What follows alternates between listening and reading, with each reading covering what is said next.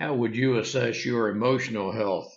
Do you believe you are emotionally well, or possibly do you sometimes have flashbacks to the past of things said to or about you? Do you sometimes have mental images of things you have seen in the past that might inhibit you from performing at your maximum potential? Listen to this podcast from a person who is, by many measures, very successful, but he recognized his need for emotional health, and he is right now receiving emotional health. Hi there, and thank you for joining us on the Overcomers Overcoming podcast. We feature those who are in the process of overcoming or have overcome any type of life encounter, life obstacle that at the time seemed to be almost insurmountable. With this podcast, we have three objectives in mind. Our first objective is we want you to know with a confident resolve you are not alone. We want to work with you. We want you to know there are others who are working with you, who want to help you through whatever you are encountering, and together we will get through whatever you're experiencing. Our second objective is there are multiple options for any life encounter you are facing. We want to help you develop a resolve that there are various options and solutions to any life dilemma. Our third objective is to help you with critical thinking skills. If you're encountering something that was possibly a decision you made sometime in the past, and if you had the opportunity for a life redo, you would make a different decision. We want to help you with those critical thinking skills that can help you make an informed decision and not encounter what you're going through at the moment. We are the Cooper Culture, a veteran-owned business. We work with business personnel and families to develop and sustain connected relationship cultures within their families and organizations. That type organization is one where people feel wanted, appreciated, and genuinely a part of that organization.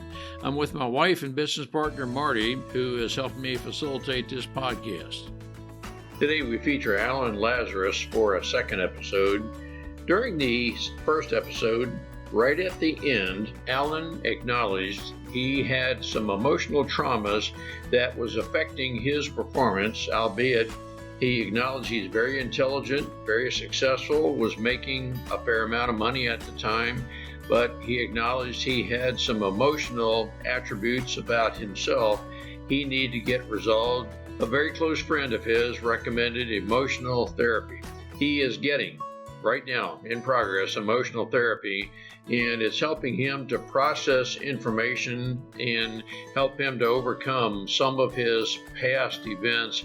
Marty, what are some takeaways we can learn from Alan and his testimony of emotional trauma and the emotional therapy he is receiving? Ron, I'm glad Alan agreed to come on and talk about the therapy, the emotional therapy that his best friend recommended, and talked him into believing it's okay to have therapy. I think women accept therapy a lot more than men. Men put a mask on and just think, oh, I can't say anything because what would others think of me? So I hope there's someone listening, or many that men are listening and know that it's okay to get therapy, because in the end you're better off talking to someone that can really help you and help you through whatever trauma you've had. That's very well said, Marty. Yes, many of us do have a problem accepting we need, and Alan is very eloquent in saying he needed, he's getting, and he's better because of it. Let's listen and learn together.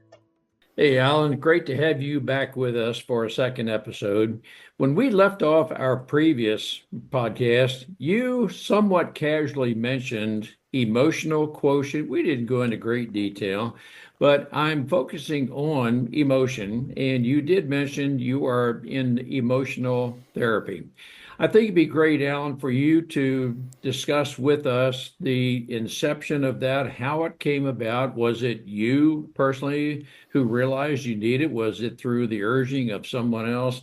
I'm asking you these kind of questions because I feel very confident there's some male listeners who may be thinking, well, we men don't get emotional and all this kind of stuff.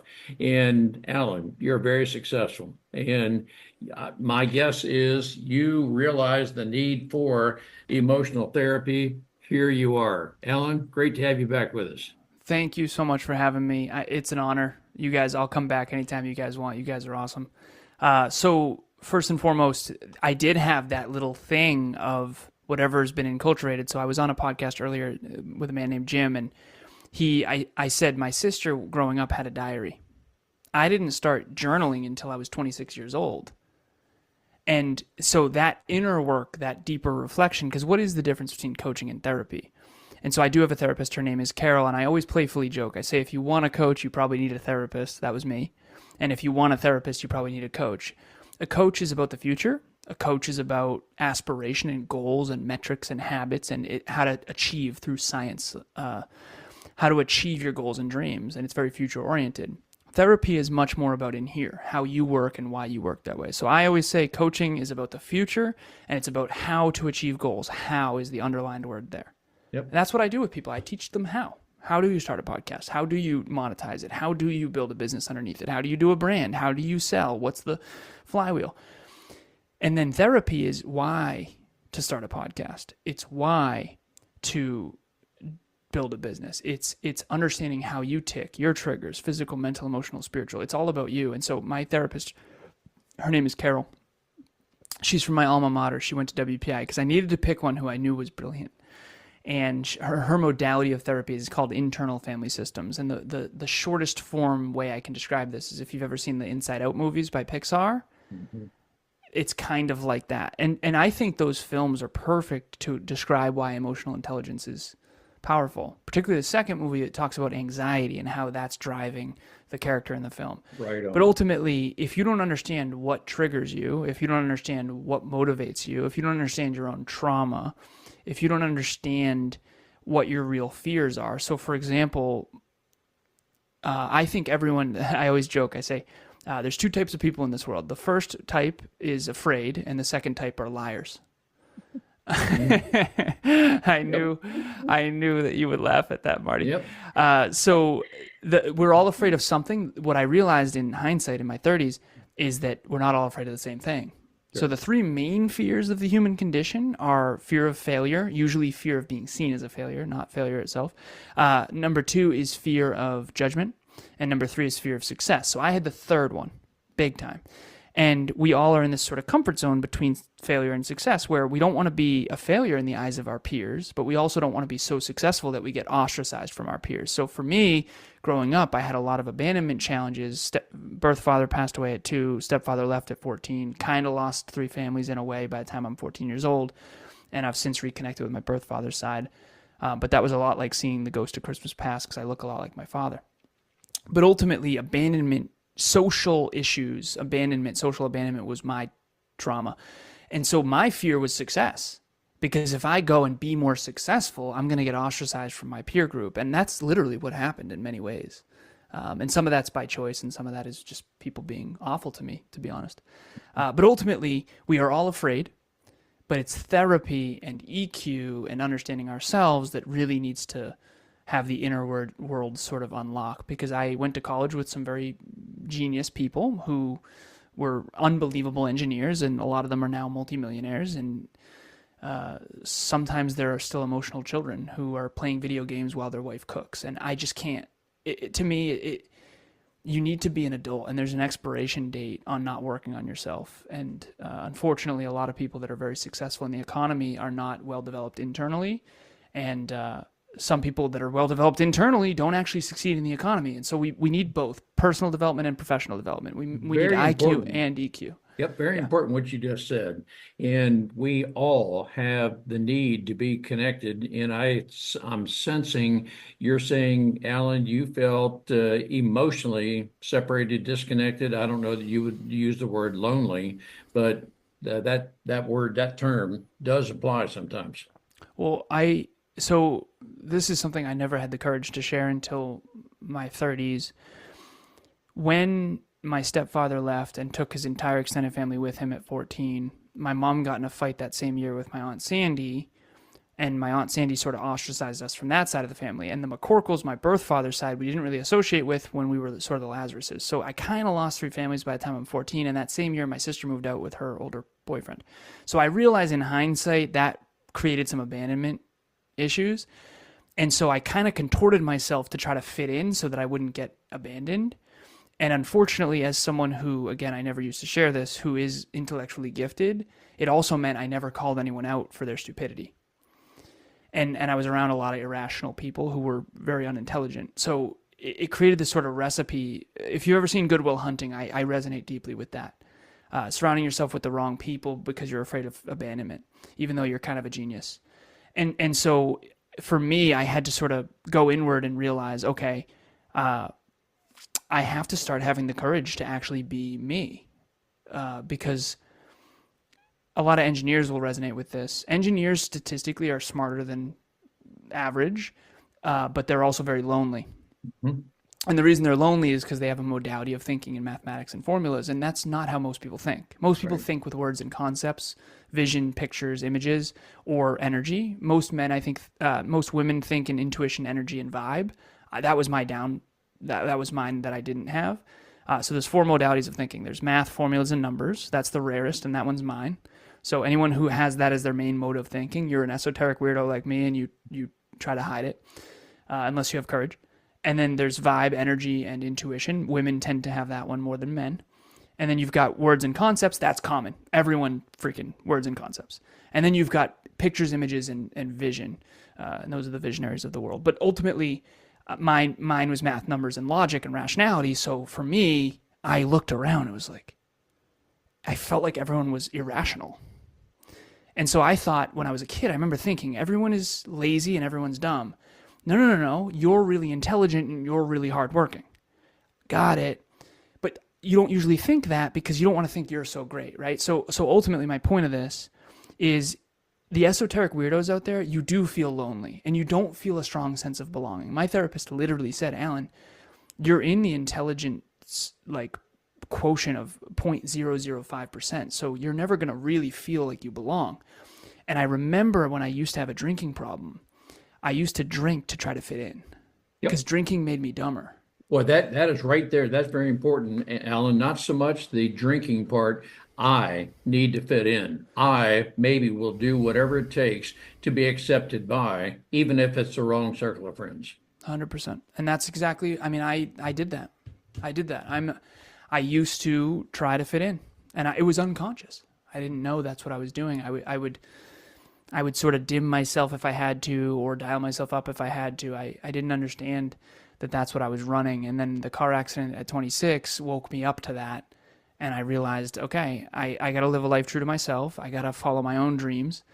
And if people want to come with me, that's great. But if they don't, I can't live in fear of that. And so we have either fear of failure or fear of success, because really underneath it is fear of not being loved or maybe abandoned. So. And the fear of abandonment, I think, is, and thank you for being so transparent to mention that, Alan, but I think there are some people who, when they hear you explain that, might think, that has happened to me. That's been a part of my background. I've just never maybe known the term to express it. And I certainly don't have the courage to express it. But now that you are confident enough in yourself to mention it, I feel that way. I think that's what a lot of listeners, how they may feel right now. Well, you two are of an older generation, and you realize as you get older and you mature that a lot of that fear of what people think of you starts to dissipate over the years, and your circle gets smaller and smaller and smaller, and it gets bigger in some ways. Your impact can get bigger, but when I remember I had high school friends and college friends and corporate friends, and I I brought my high school friends to the college parties, and I brought my college friends to the corporate. I literally they had a referral program at my company at the time, and I remember I got 3, 6, 9, 12. I brought like 5 of my colleagues into the company for these huge bonuses, and I realized in hindsight a lot of what was driving was just not wanting to be alone. I wanted to be with my people, and the tribe, so to speak, that I associated with was not the best tribe for me in hindsight. And so I quit drinking, and I quit drugs, and I quit all the vices that were holding me back. And when I quit those things, I also lost a lot of the friends that still do those things. And I think that's what courage is having the courage to go be your full self, whatever that is. And you know, if you feel like you're not good enough, you got to own that and then go be better.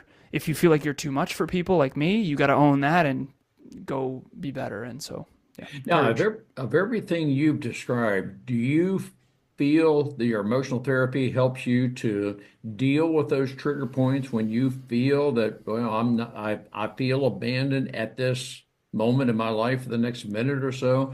And I'm asking you, Alan, in context, do the past feelings, are they ever expunged so that you cannot recall them at all? Or are you at a point where you just know how to deal with something that may trigger something of the past? Exposure therapy is a really good example of this. I remember after my car accident, I was really claustrophobic, and I kept getting pulled over because I was in my car accident. I was on the wrong side of the road. It was a head-on collision, so I kept getting pulled over because I was too far on the right side of the road. So I had some PTSD to deal with, and I remember I would puff my chest up and walk in and out of tight doorways to try to overcome my claustrophobia. So I don't think it ever fully goes away, but it gets better and better and better the more you do it, just like podcasting.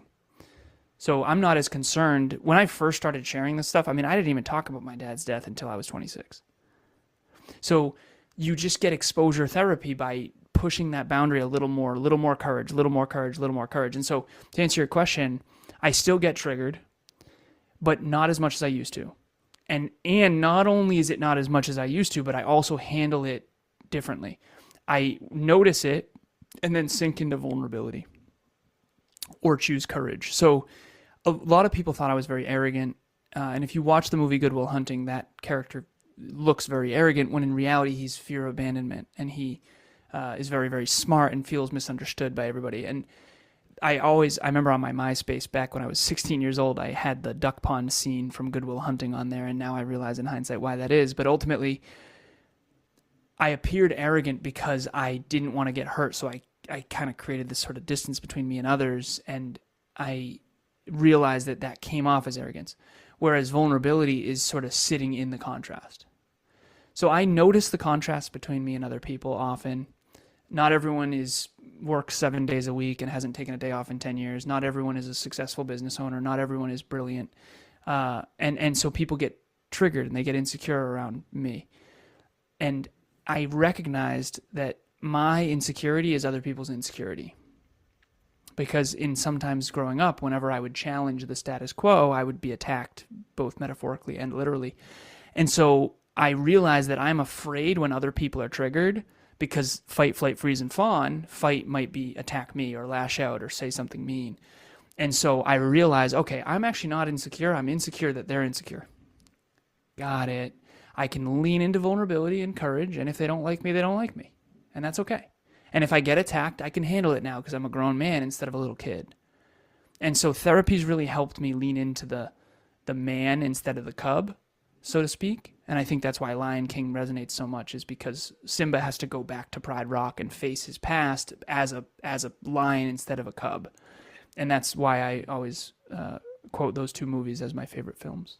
Let me ask you very candidly, is it useful to have discussions like this? That is, can you maybe increase your confidence that you are making and helping others benefit through awareness? Is that useful to you? Yeah, I mean, the topics that are taboo, one of the reasons why we don't break these patterns and these negative things is because no one talks about them. So, I mean, I quit drinking many years ago. It took me a long time, but I did it. And I actually said I'm an alcoholic, and I raised my hand. I drank too much and too often. You know what's ironic and kind of paradoxical and almost comical is most of the people I was around who think they're not alcoholics are way more of an alcoholic than I ever was. The difference is I admitted it. And so the first step to change is admitting the truth. You have to admit that you are lost. You have to admit that you're not that smart. You have to admit that you need help. You have to admit that therapy is a good idea. You have to. And so the car accident for me, I had to admit all of my regrets. And after that, of course, transformation happens. So everything starts with hard truth and admitting the hard truth. And then you can make progress. But if you keep telling yourself a story, you're awesome when you're not. You're going to be stuck forever. And I appreciate what you just said. Yep, it takes courage to make a decision. And I mean, I'm curious, did your decision to seek emotional therapy, was that primarily your decision? Was it, I'll say, coaxing from another person? How did that decision come about? Best gift of my life is Emilia Smith. She is my partner, my best friend. She's my everything. And whenever I used to hear people say that when I was a kid, I used to think, yeah, okay. When I met Emilia, she's my business partner, she's my gym partner, she's my intimate partner, she's my life partner, she's everything. And she's been doing therapy since she was 12, and she suggested it. And it wasn't from the frame of, hey, you're broken, go fix yourself. It was, hey, I've been doing this work for decades, and you're leaving opportunity on the table by not doing it. And I thought to myself, well, guys can't even ask for directions, never mind get a therapist. I'm joking. But ultimately, I thought to myself, yeah, unfortunately, yes. Statistically, women are more humble. I'm certain of that. But the truth of the matter is I had that thing of, okay, it has to be the right therapist. And so I had a person in my mind who I had interviewed years earlier, named was Carol. And I knew she was brilliant because I know myself to know I need someone who I know is brilliant. Because if you're not brilliant, it's going to be hard for me to trust your ability to connect dots and that kind of thing. So I found someone who was second in her class, who went to my college, and I do believe is brilliant, and she's been tremendous. So the wrong therapist is a terrible idea. The right therapist will change your life, and hopefully you have people in your life who are willing to hold up the mirror. That doesn't mean they shove the mirror in your face. It's not like she's like, you need a therapist. It was, hey, I think this would really help you. And I'm leading by example too. Because most of my childhood was, hey, you should do this. And I'm sitting there going, you freaking don't. Right? Where is the leading by example? It bothers me so much. Like, if you're not leading by example, just shut up. I don't even know what else to say at this point. It's alarming to me, all these people that have such strong opinions but yet do nothing. And so you'll never hear me talk about anything that I'm not currently doing. You seem to be saying, okay, set the example, but surround yourself with people of action. Surround yourself with people who are in motion and implementing, executing what they're talking about, and surround yourself with the right people and those who accept you and those who share your values. That's a term Marty and I frequently use. I can tell you, as you described your partner, you just described Marty with me. We are very, very complimentary of each other, albeit, yep, we have our times, but on the whole, we're very positively complimentary.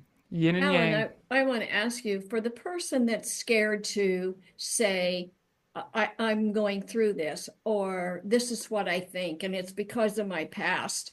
I'm just too scared to do that. But if they did that, how freeing they would feel. Yeah. Right? That's what I'm asking. Is that right? Yes, it is. I was fearful too. And fearful of judgment. I think I was also fearful of facing all of my past too, because I didn't want to feel all that. And it was unconscious. So courage is unbelievably important in this. I think you know what the high road is. Okay, get a therapist or don't get a therapist. The high road is get a therapist. The high road is the one that requires courage. Do you know how many times during this interview I've had to say something that required courage? The high road is the one that requires courage. The low road is taking the easy road every freaking time. No, I don't need a therapist. You know what? I don't need a coach. I don't want to start that business. You know what? I'm not going to quit drinking. I don't really have a problem. That's all ego. When you mention surrounding yourself with the right people, I've been saying this, and I do got to jump in a second because I got a coaching call, but I'm so grateful to have been here. This is what I've been saying lately. If you have humility, work ethic, and grit, and you really do want to put in the effort, you're going to like me a lot. If you take personal responsibility, you're going to like me a lot. If you're entitled, ungrateful, lazy, and you want massive rewards for minimal effort, you're going to freaking hate me. So just don't even reach out. The wrong people are entitled. The opposite of gratitude is entitlement. I'm grateful to be here. I'm grateful to serve. I'm not getting paid to be here. I'm grateful to be here. You guys are grateful to have me. This is wonderful. Those are the kinds of people you want to have in your life. These spoiled brat, entitled people, just sail away. If I could go back, and I would say, Alan, you need to get away from the arrogant, entitled people. You have to, because they're just constantly tearing you down every time you reach for better. And whether it's consciously or unconsciously, and you just got to sail away. And so the biggest mistake I ever made was surrounding myself with the wrong people. And the best decision anyone can make is to get a coach or a therapist or reach out to that mentor and to get yourself around some better people. And yeah, some of them will let you down. Some of my mentors and coaches, I am wildly disappointed. Some of them were completely full of it. But some of them were amazing. And it's much better than the people I grew up with. So do that, and it takes courage. Alan, I know you have a hard stop. We are going to document in the narrative to this podcast how people can contact you, how they can contact us. Marty and I are coaches as well, and we each in our own ways help people reach their maximum potential. And you are right there, Alan. We do sincerely appreciate you and everything you have shared. When I saw you guys on my calendar today, I got so excited. Thank you for having me. I really appreciate it. And yeah, reaching your true potential, that is what it's all about. So thank you for having me. I appreciate it. Right on. Great to be with you, Alan. We'll talk to you soon. Talk soon. Bye. We appreciate having the opportunity to share our and our guests' life experiences with you. The Cooper culture advances organizations to achieve and sustain high retention rates, connected communication, and trust through personality insights and principled leadership. You can contact us at our website, thecooperculture.com, and you can contact us directly at ron@thecooperculture.com or Marty, M-A-R-T-Y, at thecooperculture.com. We work with you to help assess aspects of your culture to advance the environment and people to their best performance. We do that through our staff of certified personal performance coaches, leadership trainers, keynote speakers, and disc personality behavior experts.